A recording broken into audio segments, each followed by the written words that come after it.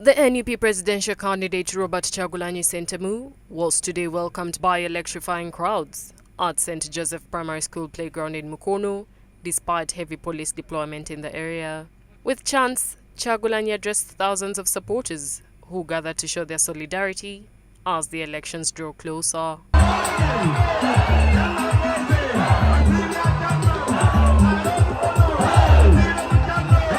Even with a strong security presence in Mukono, Kyagulanyi was received with high energy and excitement as massive crowds lined the streets, cheering, chanting, and expressing unwavering support for his campaign.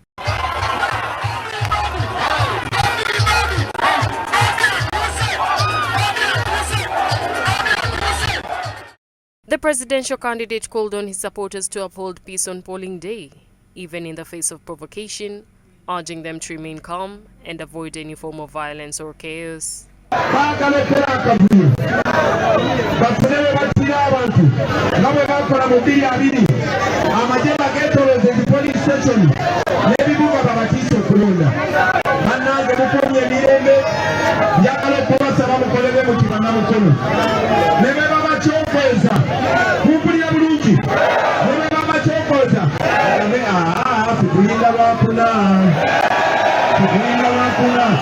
Kyagulanyi further encouraged his supporters to remain steadfast and hopeful as the general elections approach, while criticizing what he described as unfair treatment by security agencies.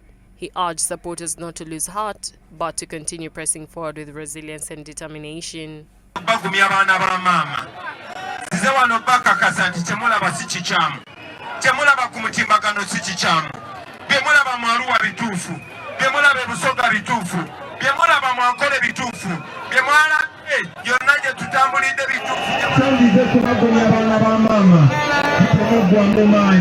Meanwhile, the leader of the opposition, Senyonyi, called on supporters to remain vigilant and resist any attempts to influence their vote through bribery or intimidation.